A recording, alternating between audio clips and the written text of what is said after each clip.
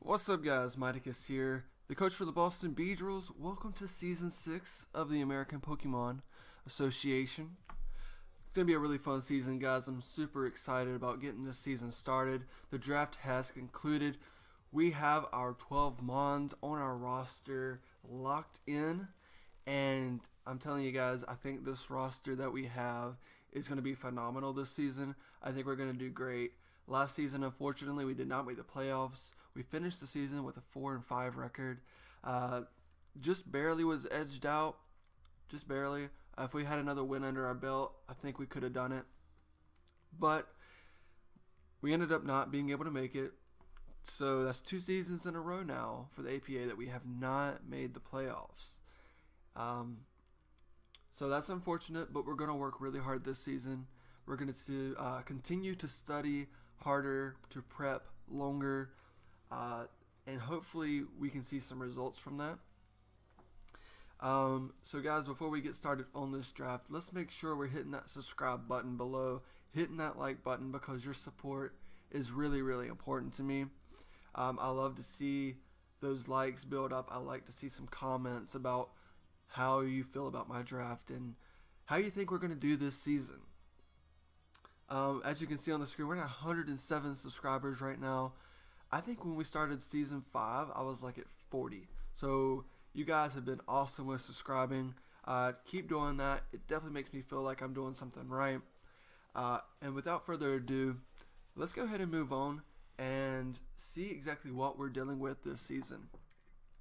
So for the APA Season 6, we introduced a 12th Mon to the rosters, and we called this Pokemon the Totem Pokemon, kind of in reference to Sun and Moon. So the Totem Pokemon was picked based on the standings for Season 5. So whoever came in first place, the champion of Season 5, got the first pick in the Totem tier. Well, not the Totem tier, but in the Totem round. And that happened to be Hugo, so Hugo got to go first. And we finished fairly low on the rankings.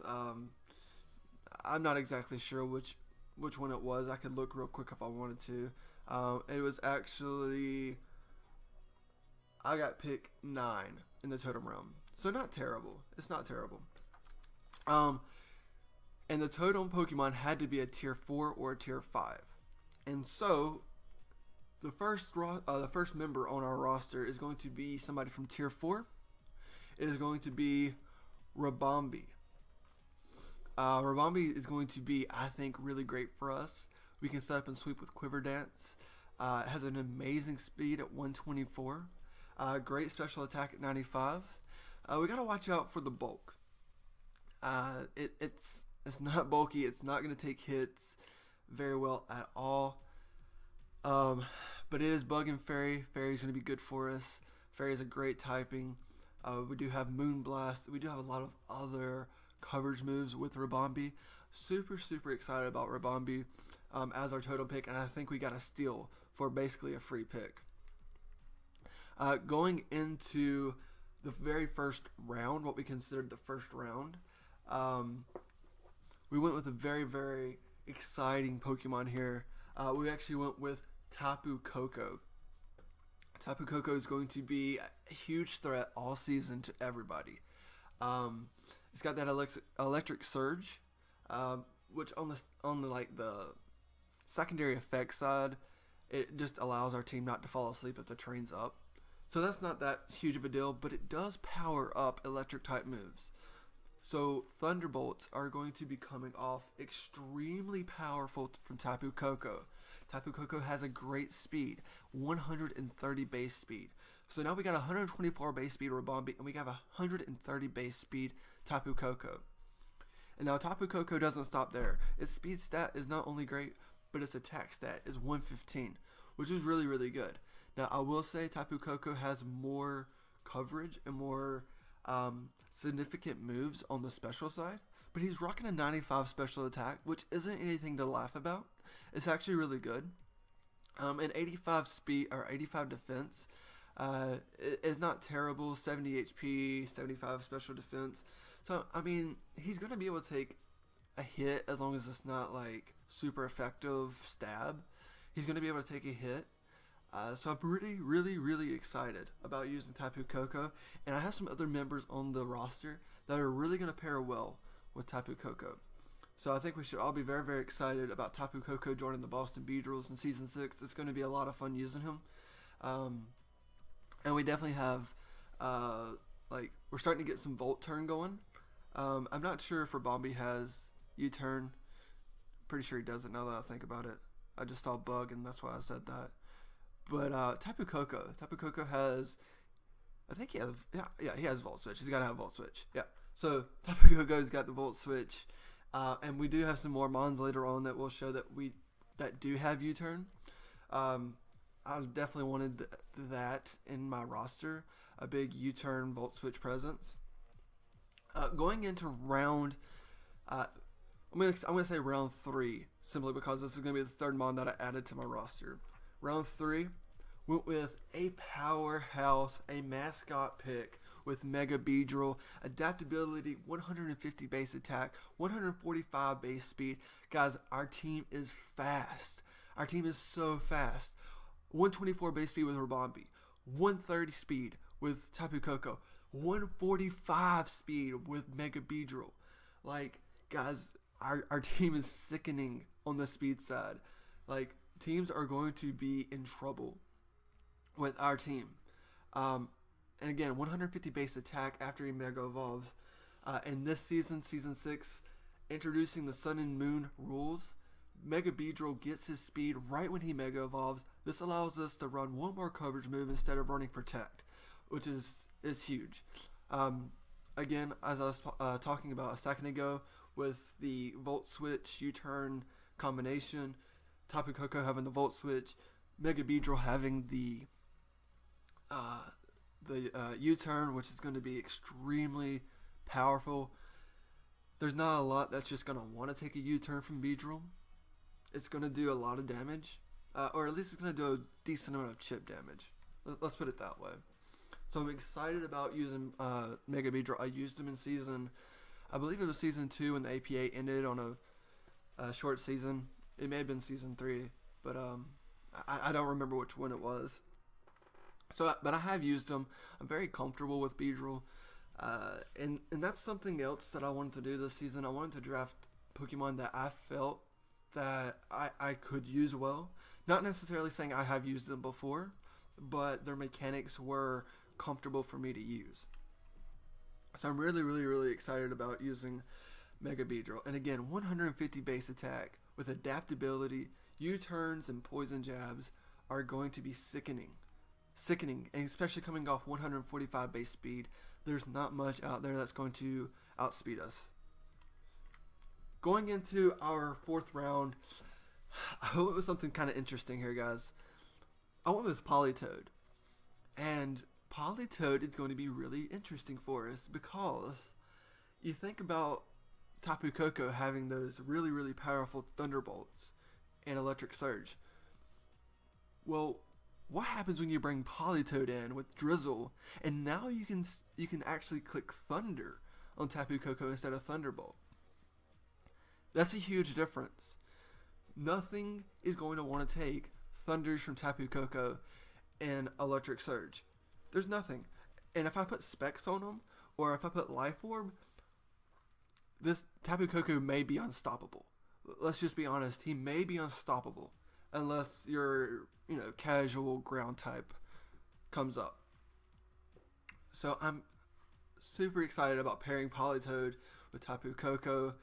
And Politoed gives us a little bit of bulk that we're missing right now, because he does have 100 base special defense and a 90 HP, 75 defense, so he's kind of lacking there. And this is gonna be our first Mon that doesn't hit 100 on the speed tier, so that's pretty interesting. Politoed also has a 90 base special attack, which is decent. It's decent enough, and I can throw a lot of coverage on him, and that's gonna help a lot. But really, he's just there to support Tapu Koko and maybe another few Mons that we'll see here shortly. So round 5, we have a big boy here. His name is Fortress. He's got 140 base defense, Only bad thing is he's super weak to fire, and as you can see, that might be a reoccurring theme in our team with Rabombi and Mega Beedrill. So adding a ×4 fire weakness, it probably did some damage to my team, and we'll probably see that in the power rankings. By the way, right now we're sitting at number 10 on the pre-draft power rankings, so that's exciting. We're not last, so there's 16 teams this season. We're not last. That's good that we're not last. We definitely could have been after our few seasons that we've had they've been pretty weak. Let's be honest, they've been pretty weak. But number 10 is not bad. That gives us a good spot to start at, to start working our way up.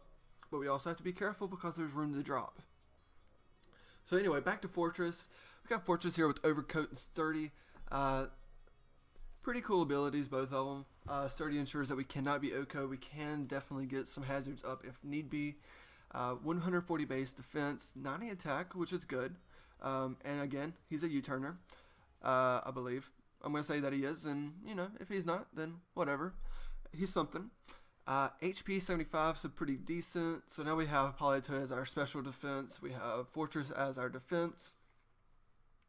And he's going to be setting up our stealth rocks and our spikes and all that good stuff. And he can rapid spin for us. So a very, very good utility Pokemon in Fortress. Really, really excited to use him. I think I can use him fairly well. I think I'm decent at using bulky Pokemon. So I think he can fit our style really well. And just gotta watch out for that fire. We just have to watch out for that fire. So in round 6, we went with Drampa. Drampa has 2 decent abilities, Berserk and Sap Sipper.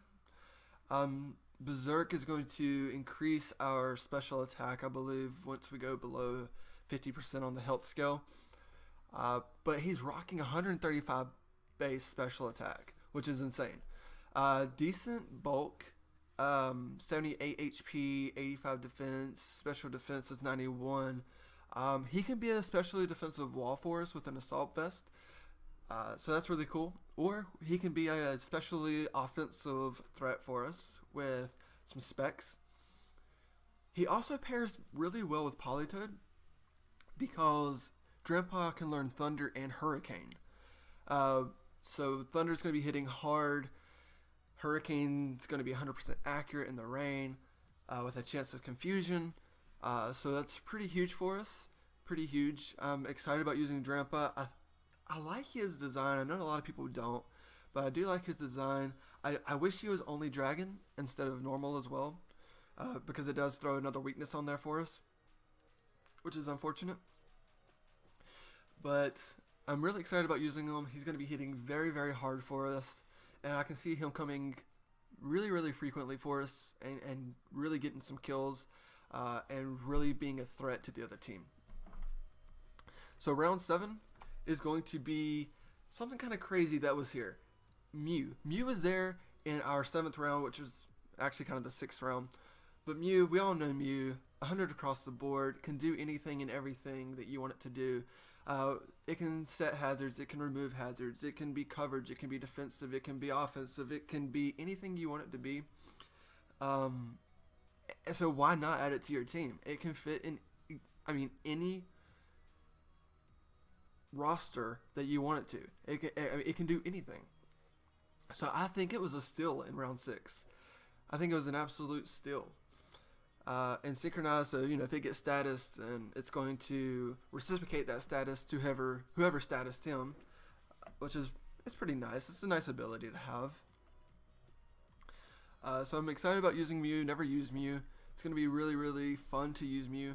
And a lot of these other mons that I have. Our roster is looking really, really fun to use, and I'm really excited about that. Round 8, we have a powerhouse. A powerhouse in Embor. 110 base HP, 123 attack. He's lacking on the speed, he's lacking on the defense and the special defense, but he's actually fairly offensive on the special side as well. He's carrying that 100 base special attack, which honestly I didn't realize until I was researching him that you can run them both ways. Now I haven't had a chance to look at his coverage on the special side, so I don't know if that's actually viable or not. But it's something that we can look at. It's something that we could possibly surprise our opponent with. So I think that's going to be really interesting for us. I'm really excited about that. He's got Reckless, so he's going to be hitting so hard. He's going to be hitting so hard, and I'm so excited about that. So let's go into round 9 here. Round 9 is going to be another defensive Pokemon for us in Gourgeist. Gourgeist has been on the Boston BEEDRILLS squad since Season 1. Well, in Season 1, he was a Pumpkaboo, but we've carried him in every single season of the APA. In Season 6, he does return. He's going to be that wall for us. He can status for us. He can leech seed for us. He can really wear the opponent down if need be. He can carry Toxic, and we can run him either defensively or special defensively with that pretty decent HP stat. And he's got the ability Frisk. Frisk is going to allow us to see exactly what we're dealing with on the enemy side as far as items go. I think that's going to be really good for us. In the past, I probably haven't used Pumpkaboo or Gourgeist as well as I could have, but this is going to change this season. It's a whole brand new way of life for us. Gourgeist is going to do good things for us. He's going to do really good things. Round 10, we picked up Seismitoad. Seismitoad is interesting. Seismitoad makes it so it's our third hazard setter. He has Poison Touch, Swift Swim, and Water Absorb. Swift Swim, there you go, guys, right there. Links back to that Politoed and makes Tapu Koko, Politoed, Drampa, and Seismitoad kind of a rain team. Now, that wasn't our real intention, but we do have a little bit of a rain team that we can kind of really put some pressure on our opponents with. He does have Water Absorb as well, which is going to be nice to, he can take hits for the Emboar. That's what I was going to say. He can take hits for the Emboar. His only weakness is grass. Is that right? Yeah, I think so. I think his only weakness is grass. Tons of resistances, which is really nice.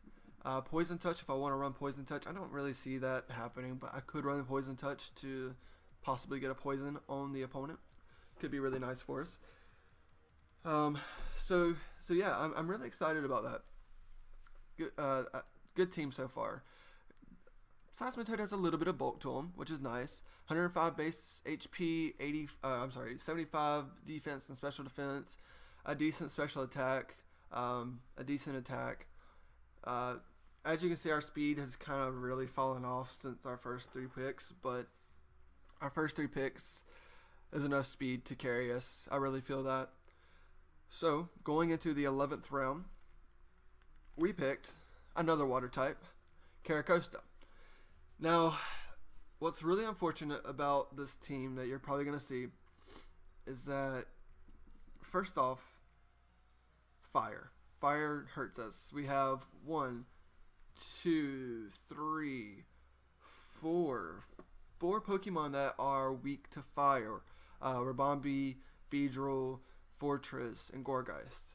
But now we're starting to get a little bit of a weakness in the electric field. With Caracosta and Politoed. Which may not seem like a lot, but it's something I just have to watch out for. It's something I have to watch out for, especially running Politoed with Drizzle. I have to watch out because the opponent, if they even think for a second I'm going to bring Politoed and they hide a Thunder in there somewhere, it's going to be bad news for us. So something I got to watch out for. But Caracosta, not Cloyster. Cloyster does the same thing about as far as what I'm about to say, but Caracosta has that Swift Swim. He has Sturdy, has Solid Rock, and he's a Shell Smasher, which is going to put a lot of pressure on our team. Opponent's team, not our team. Going to put a lot of pressure on our opponent's team. Defense is very solid. 133. Attack is great. 108. Missing a little bit of bulk. So that's unfortunate. That if I had to choose one thing I wish I could change about my team is maybe adding just a little bit more bulk. But we do have Swift Swim, so after a Shell Smash and Swift Swim and Rain being up, we're definitely going to outspeed a lot of things, and we're going to do a lot of damage. We do have Aqua Jet as well in case it's needed. So I think Carcosa is going to be a lot of fun to use. And for our very last pick in the 12th round, I feel like I picked up a steal in Porygon Z with adaptability, 135 special attack. This thing is kind of a monster. It's kind of a monster if used right. Not saying I'm going to use it right, but there's definitely the opportunity there to do a ton of damage to the opponents. So guys, that's our 12 mons. Be sure to subscribe, to like, to comment on what you think about my squad. It's going to be a lot of fun to use them. I can't wait for the season to start. Our first opponent is going to be Matt Archer, the coach of the Tennessee Trevenants, and I'm really thinking we can pick up a win. I really think we can pick up a win. Archer's a great coach. It's definitely not going to be easy, but I do feel like we have the tools to do so. I feel like we have the tools to have a great season this season. And guys, we'll see you in the coming weeks when you'll start seeing our videos posted. I can't wait. Subscribe to make sure that you're getting notifications of those videos going up. That way you can keep track of the BEEDRILLS this season and see how we do. The goal is, I've been telling everybody, we're going 8-4 this season. I'm not going to be the kind of guy that says we're going to go 12-0. We're not. I know that. But the goal is 8-4. It's going to be tough. There's a lot of competition out there. But I think we can do it. Alright guys. I will see you next week with week 1. Until then, peace.